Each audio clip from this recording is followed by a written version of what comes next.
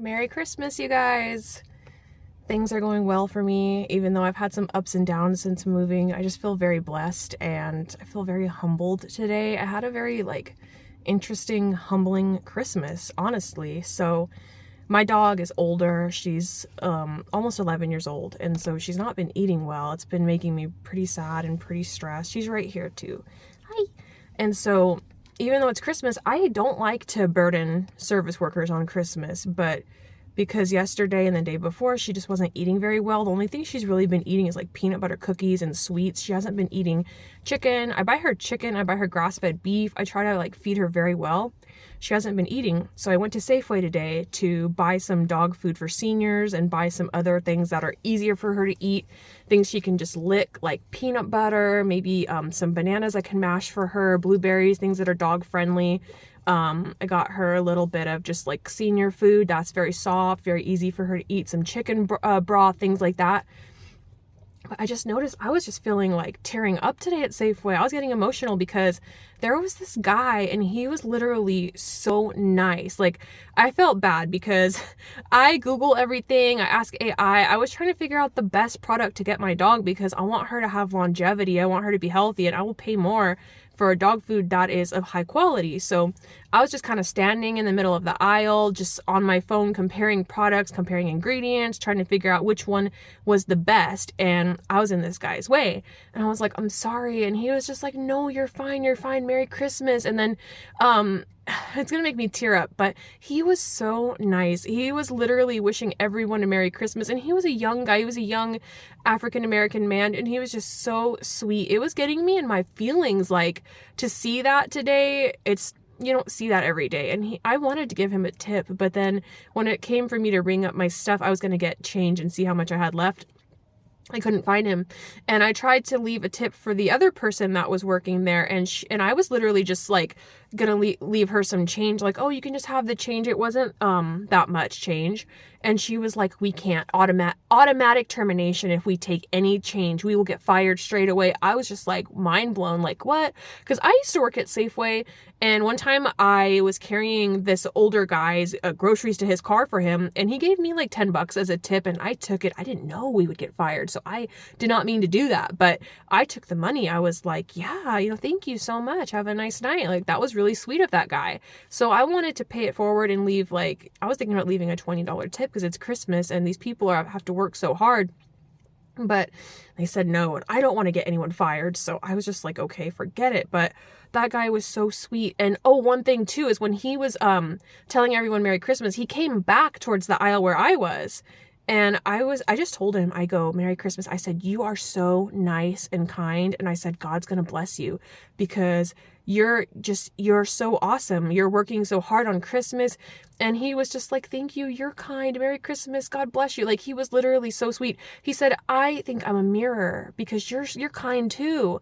And I was like, oh my gosh. And I told him, I was stay positive. Because I know how hard those jobs are. Those jobs are really hard. They're incredibly difficult and they don't pay well. And it's tough, especially during this time of year. It's really tough. But he was so sweet. And I really do think God is going to bless service workers. So if you're a service worker, if you work at Trader Joe's, Safeway, Starbucks, McDonald's, whatever job you're at, remember what the Bible says. The Bible says the last will be first and the first will be last. So you might be working a very humbling job. You might be having to get down on your hands and knees and scrub the floor and clean dirty bathrooms. I used to do that, and it was so hard on the body, hard on the mind. It makes you feel really demoralized and disrespected and disgruntled. It is very tough. People have audacity and they are rude and mean and stinky, but you just have to deal with it. You have to put up with it. And then I'm telling you though, you will get to the next level. And so I was just trying to bless the cashier. I was trying to bless that young guy. I was just trying to help because it's Christmas. And like I said, I don't want to burden people on Christmas, but I have to do it for my dog because she won't eat chicken. She won't eat grass-fed hamburger. She eats a little bit of cheese, and I ended up having to get her some soft food, and she's licking it a little bit. Look at her. There she is. She's licking it a little bit, and she's trying. You know, I use praise a lot with her. As soon as she licks something or eats something, I automatically will tell her she's a good girl and tell her she's doing well, because, you know, these dogs need encouragement. Everyone needs encouragement, you know. It's hard out here for anybody. And my dog, she's just an example of that. Like, but anyways, where was I going with this? There was one other thing I was going to say. One second, let me think about it and come back. Okay, I remember now. There was this young, like, I don't know how young she was, maybe my age or a little bit younger. And she was very short, which is pertinent to the story. She was like 4'11", and she's a courtesy clerk. So she was pushing all these big, heavy carts that were like bigger than her. Like, I'm telling you, she's very short. And I heard her yell, and she said GD. She said God's name in vain. I was like, whoa. But I ran, and I was like, I grabbed the cart. I helped her because I know how hard it is. And she immediately apologized. She's like, I'm sorry. She's like, you know, you could tell she didn't want anyone to hear her that she said that. And I was like, it's okay. I was like, I know how hard this is. She said, they put me out here by myself. I have to do all of this by myself. I said, I know. I said, they will literally short staff themselves on purpose and make you do the job of 3 people. I know. I used to be a courtesy clerk at Safeway. It is friggin' tough. It is not for amateurs. It is challenging. And they had me when I worked there. I'm trying to think when I initially got hired. I'd have initially got hired in like winter or spring and worked a few months into the hot summer. I don't remember how long I worked there. I didn't last long, but I remember one day I was working there. The weather might have been 100 to 110 degrees out in Stockton, California. It was so hot. And they had me outside pushing carts, and I felt like I was out of breath. I felt like I couldn't do it. And one of the managers caught me not pushing the carts. I came back inside to just like feel the air conditioning for a minute because I couldn't handle it. And she was like, you need to go outside and push carts. And I said, I'm having a hard time handling the heat. I told her the truth. Anyways, I started talking to this young woman, and I explained to her, I was like, this is a very hard job. It's very demanding. And I was telling her, I was like, I'm going to give you some advice. I used to work at Taco Bell and Safeway. It was so hard for me. I became an alcoholic because I was so stressed out all the time. Like, those jobs had me stressed, and I became very depressed. And eventually I went back to school and I got my degree.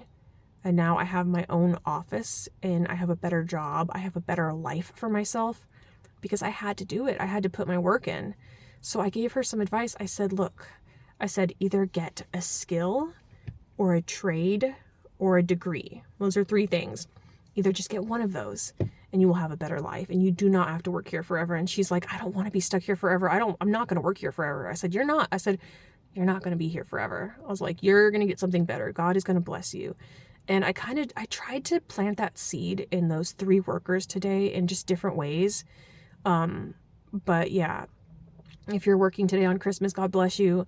You will have a better life for yourself. You really will. You don't have to be stuck anywhere. You don't, because you have free will and you have the power to change your own life. You're not going to be stuck there. You're never stuck anywhere. Being stuck, that's an illusion. That's not real. You're not stuck.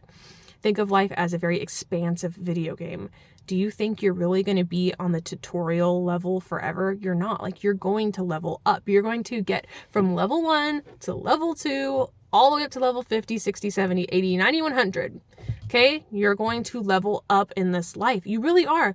It's inevitable. What are you going to do? Be stuck forever? Most people, they feel like they're going to be stuck. That's a fear. That's a fear. That's not real. That's a fear. That's an illusion.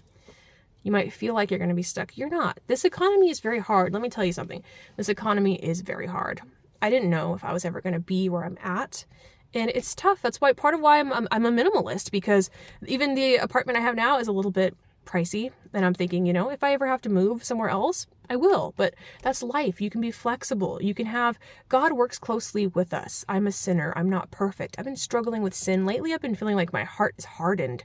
But I don't know, maybe I needed to go out today and have my heart softened a little bit and kind of be in touch with the people and provide like a 1-minute mentorship, because that's what I got when I was working service jobs.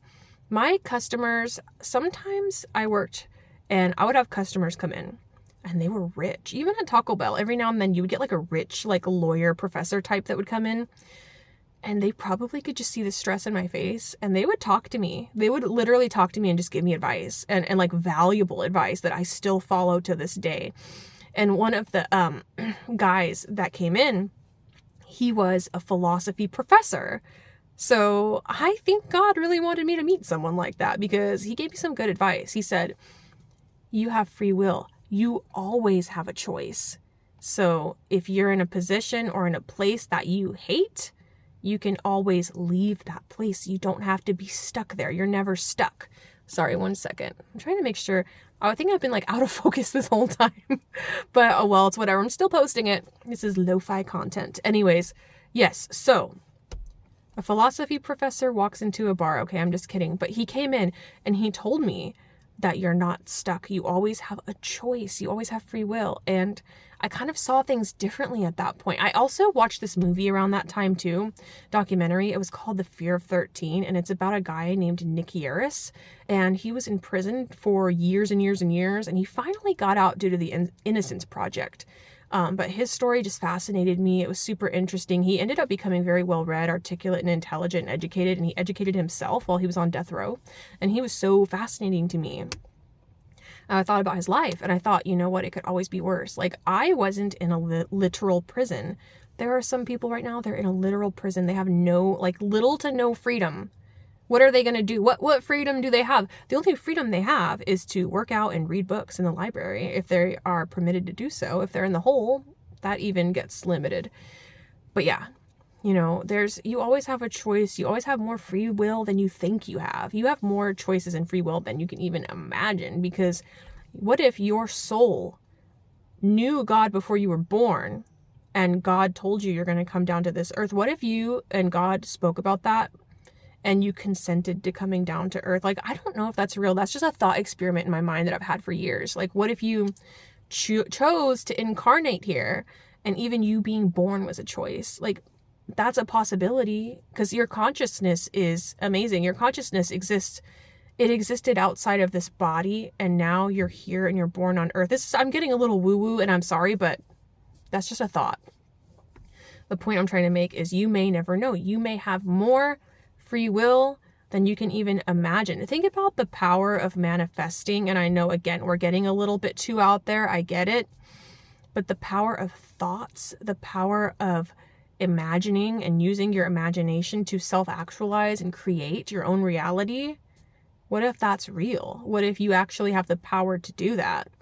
I know I even had, and I believe you should always pray to God. I believe you should put God first, because the law of attraction, be careful what you wish for, right? You could wish for something, it could come true, and it might not be the best reality for you, and then you have to shift again to something better.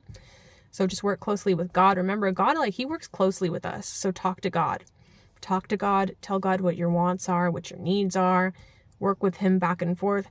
Like I said in my past video, God speaks to us through our thoughts. So God gives us ideas, he gives us thoughts, he gives us epiphanies, realizations, revelations. Like, he can talk to you through your thoughts. So if you want an idea about what your life can entail and what your purpose is, and you talk to God through prayer, you never know. You might have an epiphany. You might realize, oh, what I really wanted isn't actually for me. I've had to change and pivot and move around, and you know, it's hard out there. They'll tell you the thing you're passionate about, the thing that you love and that you really want, it's not going to be lucrative. You're not going to make any money, right? That's a scare tactic. Let me tell you something. I went for something that I love. I ended up getting a bachelor's of psychology. And every time I would look up job prospects, it was really hard for me to even find like a high paying job. I had to figure out what website to go on that has higher pay, what kind of job position to look for. I had to figure that out on my own. But when I would look that up, I would always get hit with these like videos and these blog posts that would say, it's a worthless degree, you're not going to make anything, you should have majored in accounting or finance. Well, what if I just really am not interested in that at all? Like, I'm the type of person, I'm only going to do well when it comes to something I love, that I'm interested in. That's what I do best with, is something I'm passionate about, something that I love, you know. And lately I've been watching a lot of videos about women, and I've been watching a lot of like day in the life of a model, day in the life of a ballerina. Like, I love that content. I did not know ballerinas were so cool, by the way. Like, they're really cool. And the thing about those types of people that are very successful, very high achieving, very in touch with their feminine, like femininity, feminine energy, that type of stuff, they're very confident and they go for it because they know at the end of the day that they're going to succeed and that that's a possibility. If you don't even think it's possible or probable that you're going to succeed, your mindset is going to hold yourself back. So what you want to do is you want to just have that mindset shift and that change and believe that success is a possibility and a probability for you. You want to be able to imagine that you have the power to get what you want in this life and what you need. You know, everyone in this life needs shelter, okay? So I don't think God is just going to be like, no, you're not going to be able to get shelter because you love to study the human mind and you love to study people. The shelter is only available for people who love accounting and finance and STEM. I don't feel like God limits us like that. I feel like God loves us. And I think even if you want to be a masterful artist, painter, potter, someone that works with pottery, things like that, there could be a path for you. There could be a way for you. You never know. You might have a very good award-winning website. You might end up having a very powerful YouTube channel where you get like hundreds of thousands of views and subscribers. And all you're doing is just painting every day. But because you love it and you have that positivity, you have that high vibration towards it, people can sense when you love what you do. And that's also a challenge too, because people will get very envious. They will be like, damn, this person loves what they're doing. They actually have attitude of gratitude, but I'm miserable. So yeah, people will get jealous of you, but you will also be very powerful in this world. If you make content where you're literally just making clay figures or painting or just talking about things that you love, it's like a contagious energy. Like people want that. People are attracted to that. It's like magnetic. So if you have that sense of confidence in yourself and what you're doing, you probably are going to be successful. You probably will be successful. For people that do things begrudgingly, those people struggle. They really struggle. I'm not trying to sound mean or pompous, but they do. I have a friend who is studying business. I don't think he likes business. He tells me all the time, he's like, I don't like this. This is boring. The teachers are giving us busy work. I don't like writing these papers about business. I don't like researching about business. It's like he hates it. It's like he really hates it. It's like if you love business and you want to be an entrepreneur, you should be breathing in anything business. You should be watching videos about how to start a business. You should be researching business. If you have ChatGPT, you should be asking ChatGPT, what are some ways I can start my own business now? And even if I'm just making a little bit of money, I want experience with my own business. Like if you love business, you need to really love that. You need to actually, if you're going to go for something, you have to love it. Like the degree that I have right now is something I love. I'm very passionate about learning about people and learning about behavior and why do we do the things we do? Why do we think the way we think? How do we change throughout our lifespan? Like I love learning about the mind and the body and how everything is connected and how, let me tell you something, everything in this world is connected and everything could be so interesting. Like if I really wanted to be an accountant, I'm sure I would be a great accountant because it would be something that I love. But I don't like to just make money. Like, I'm just going to do something to make money. No, I want to be living in my ikigai. I want to be living in my purpose. That is something that I love, something that I'm good at, something that helps people, and that makes me money. Like, I want everything to connect in that synchronous way. I don't want to just go for something because it makes me money, but it makes me feel like I hate my life. Like, there are some people who are doing that. And I guess if they want money that bad, they can do it. But then what's the point? I mean, at the end of the day, you're not happy. You probably work so much, you're probably never home to enjoy the fruits of your labor anyways. You might as well do something you like. I mean, even like comedians. I used to watch a lot of Bobby Lee's podcast, Tiger Belly. And I remember he said something that I thought was really profound. He was saying like, somebody asked, is it too late for me to be a comedian? He's like, no, but you need to start now because you're not going to be able to do this when you get older and older. You need to start now and start working on it. And he said, the people that are famous comedians and that are successful comedians are not the funniest, but they are the ones that never gave up. They kept on going to comedy clubs. They kept on doing stand-up. They never gave up. He said when he used to do stand-up, he would just get up into the microphone and just make random noises. And he would just go, ah, and like, people would just be like, what the hell? But that's how he got comfortable on stage. He had to force himself to go on stage, kind of get comfortable, humiliate himself a little bit, and then think, you know what? I like this. Like, I want to keep doing this. Let me actually write a real joke. Let me actually try to be funny. That's what you have to do. You have to put yourself out there, and you can't give up. You can't give up just because, like, people give up really easily. That's what I've noticed. Like, you have a student who wants to do, let's say they want to be a dental assistant or they want to be a medical assistant. And it says that before you apply, you have to have 4 hours of volunteer work in a hospital. People will just not apply. They're like, I don't have that. I can't apply. Like, why? Why not just go to the hospital and volunteer and then apply? Like, we make things sound so hard just because we're not ready. Just because you're not ready doesn't mean you're never going to be ready. You just have to start working now. Go towards your goal now. The time will pass anyways. So you might as well go for your goal right now. And in a couple of years, you're going to be where you need to be. Even if you live in the most shitty living situation with the most shitty people and you want out so bad, you need to start working now. You need to work. You need to go to school. You need to get a trade or a skill or a degree. It can be something you like. Just know, the best things that we love are harder. And I'll explain that. Like, if you want to be an actor or a poet or a writer, that's actually going to be harder than being a construction worker. Because any human being is soulful. Deep down, we're all soulful. Deep down, we're all poets. Deep down, we all have that inside of us. We all want that because that's beautiful. Who wouldn't want that?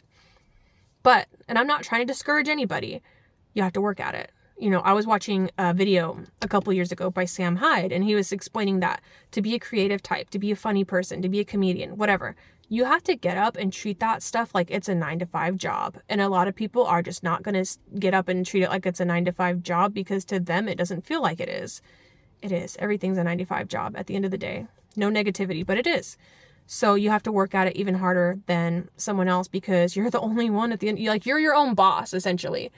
And that requires a lot of discipline. But I was going to say too, like, if you really love acting and you love theater, and you can make a lot of money being a director and a professor, but it takes 4 years to get your bachelor's and it takes 1 to 3 years to get your master's.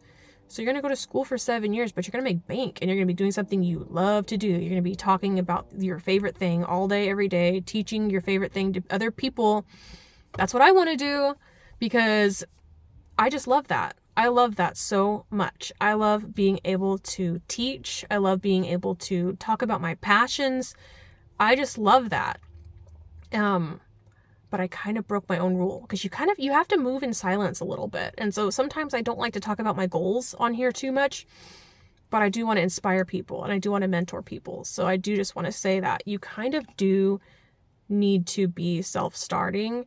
And you need to be willing to put years into something that you really love. But yeah, I just talk a little too much and ramble. But anyways, I do feel very humbled today. Being able to go to the grocery store and just talk to those workers who are in the position that I was in a few years ago. It made me feel like I was back there with them. But now it's like I'm from the future. Like, I'm the future me. Like, can you believe that? I'm the future me. Like, that's crazy. You're going to be doing so much beautiful things for your future self. Right now, you're going to be grinding, but your future self is going to be so powerful and you can help people and mentor people that were in your position. You're going to be able to come back. You're going to be able to go to the future and come back in time and help people. It's a really trippy feeling.